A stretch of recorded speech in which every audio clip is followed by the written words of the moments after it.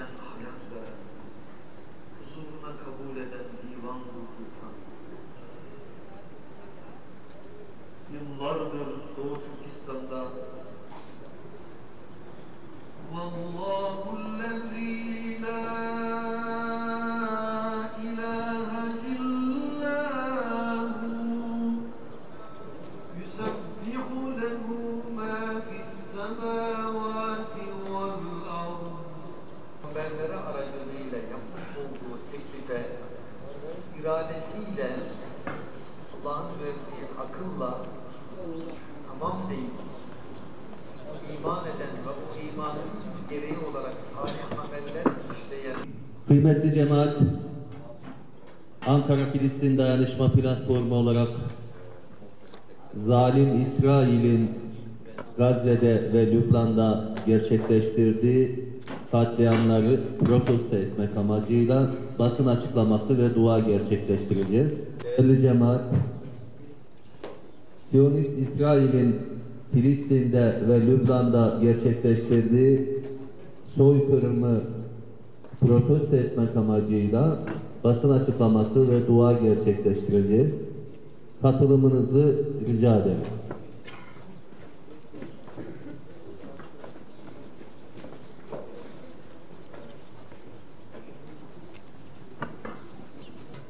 Filistinli kardeşlerimizle destek çıkmak amacıyla basın açıklamaları ve dualar gerçekleştirmekteyiz. Sizden de ricamız bu basın açıklaması ve duaya iştirak etmenizdir. Bu haftaki basın açıklamamızı platform adına Peygamber Sevdalıları platformundan Mustafa Karataş Hoca. Bismillahirrahmanirrahim. Zulmetmekte olanlar nasıl bir inkılaba uğrayıp devrileceklerini pek yakında bileceklerdir. Şuara Suresi 227. ayet-i celile. Değerli basın mensupları ve kıymetli halkımız, 100 yıldır Filistin coğrafyasında çetecilik yapan Siyonist İsrail, özellikle son bir yılda uluslararası sistemin de desteğiyle vahşette sınır tanımaz oldu.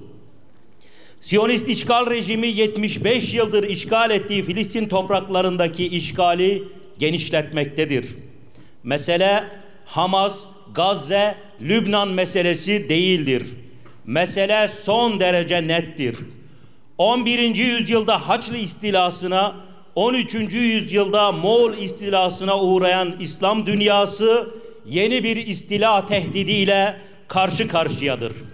Nitekim Siyonist İsrail'in Maliye Bakanı Bezalel Smotrich çok açık söylüyorum.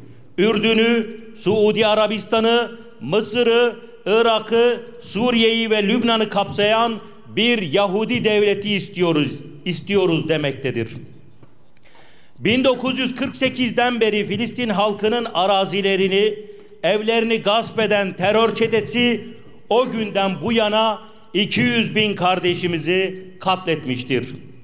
100 yıldır katledilen bir halkın meşru savunma hakkını eleştirmek, Siyonizmin gönüllü ve güdümlü kalemi olmak demektir. 100 yıldır teslim alınamayan direniş, 7 Ekim'den bu yana 20.000'i çocuk, 15.000'i kadın, 45.000 evladını şehit vermiştir. 10 milyondan fazla evladı yurt dışına sürülmüş, 1967 yılından beri 1 milyon evladı zindanlara girmiştir. Kıymetli basın mensupları, 7 Ekim Aksa Tufanı operasyonu Mescid-i Aksa'yı yavaş yavaş yıkmaya çalıştığı halde taktığı İbrahimi kardeşlik maskesiyle İslam dünyasını aldatan İsrail'in necis yüzünü ortaya koymuştur. Bu soylu kıyamla beraber bütün dünya İsrail'in caniliğini görmüş, dünyanın dört bir yanından halklar Filistin halkı için destek gösterileri düzenlemiştir. Bu operasyon dünya ticaretinin nasıl İsrail'e göbekten bağlı olduğunu göstermiştir. Ama aynı zamanda insanlıkta ısrar edenlerin Siyonizme destek veren firmaları nasıl da yenilgiye, yer yer iflasa sürükleyebileceğini de göstermiştir. Bu operasyon Batı'nın insan hakları, kadın hakları, çocuk hakları, birlikte yaşama kültürü, farklılıklara saygı gibi kavramlarının nasıl da helvadan birer put olduğunu bizlere göstermiştir. Doğu halklarına ve İslam dünyasına insan hakları dersleri veren ortaçağ kafalı batılı liderler Filistinli çocukların katilidirler. Tetiği çeken Netanyahu'dur ama mermiyi veren Biden'dır. Mermiyi veren Macron'dur. Mermiyi finanse eden, demokrasinin merkezi denilen İngiltere'dir. Gelişmiş Batı ülkeleri işgalcilerin arz-ı mev'ud hayalini gerçekleştirmek için sınırsız destek sunarken Müslümanların iç sorunlarla boğuşmaları ve güçlü bir ittifak kuramamaları işgale açık olmalarına neden olmaktadır. Müslümanlar kendi aralarındaki ihtilafları bir kenara bırakmalı ve ittifak için tüm şartları zorlamalıdır. Hamas'ın Gazze'de verdiği mücadele aslında sadece bir şehrin savunulması değildir. Beyrut'un, Şam'ın, Kahire'nin, Bağdat ve Ankara'nın savunması Gazze'de başlar. Nitekim İslam ülkeleri Gazze direnişine yeterli desteği vermedikleri için Siyonist katiller bugün Beyrut'u, Yemen, Suriye ve İran'ı da bombalayabilmektedir.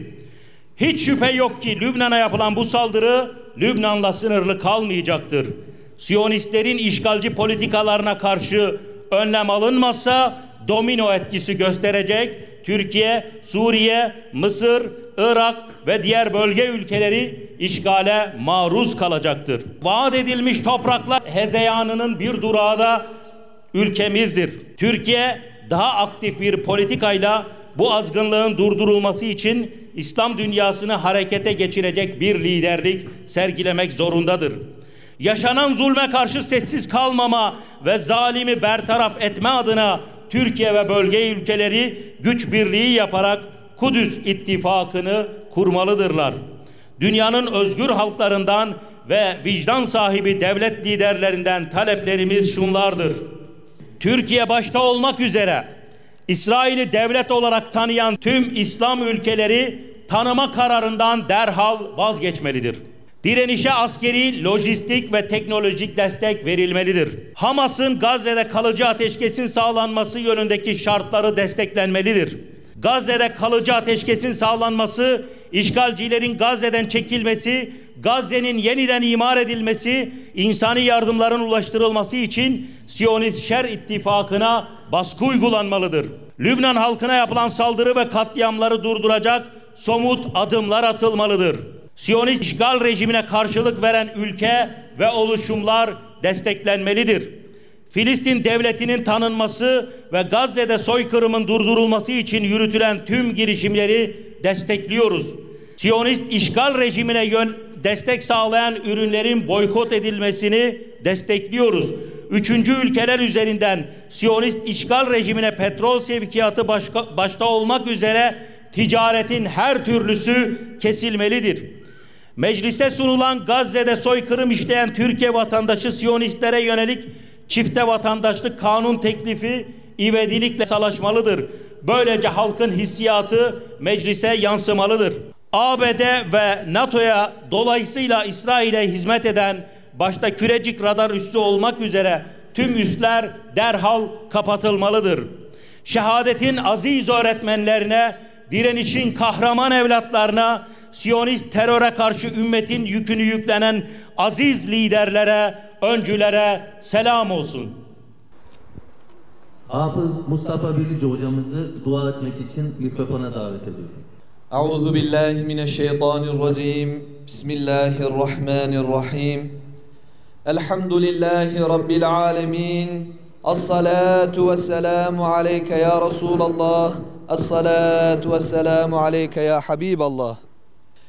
Ey Rabbimiz, Filistinli kardeşlerimiz Gazze'de zalimlere karşı mücadele ediyorlar. Mescid-i Aksa'nın özgürlüğü için mücadele eden kullarına zafer nasip eyle. Mücadeleyi engelleyen her şerden, günahtan, hain gözden ve uyanık düşmandan sana sığınırız Allah'ım. Ey Allah'ım, düşmanın gözünü kör et, onları birbirine düşür. Ey Rabbimiz, zalimleri zalimlere musallat eyle, Kahhar isminin tecellisiyle kahru perişan eyle, bizleri onlara karşı zafere ulaşanlardan eyle Allah'ım. Bizleri fethin ve apacık yardımın ordusu kıl Allah'ım. Ey Rabbimiz, Gazze'de eşi benzeri görülmemiş katliamlar yapılıyor. Bebekler, masum çocuklar, savunmasız kadınlar, yaşlılar katlediliyor. Filistin'de insanlık ölüyor. Peygamberler mirası Kudüs'e, Gazze'nin masum ve savunmasız Müslümanlarına imdat eyle ey Rabbimiz. Ey Allah'ım, bizleri Mescid-i Aksa'ya, bizleri varis eyle. Ona sahip çıkmayı bizlere nasip eyle Allah'ım. Ey Rabbimiz, Müslümanlara yardım eyle. Müslümanlara yardım edenlere de yardım eyle Rabbimiz. Müslümanlara tuzak kuranların tuzaklarına, aleyhlerine çevir Allah'ım.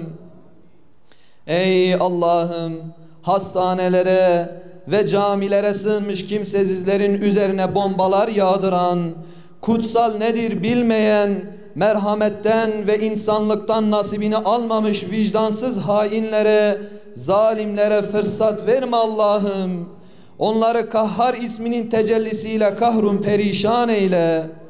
Ey hayatın ve ölümün sahibi olan ve şehadeti bizlere en kutlu gaye olarak tanıtan Rabbimiz, geçmişten bugüne ilahi kelimetullah için mücadele eden, başta Miracın şehri Kudüs ve mazlumlar diyarı Gazze şehitlerine ve tüm İslam şehitlerine rahmet eyle Allah'ım. Ey Allah'ım, sana inandık, sana güvendik, sana tevekkül ettik. Bizleri sensiz, sahipsiz, kimsesiz ve çaresiz bırakma Allah'ım. Amin. Velhamdülillahi Rabbil alemin. El Fatiha ma'as.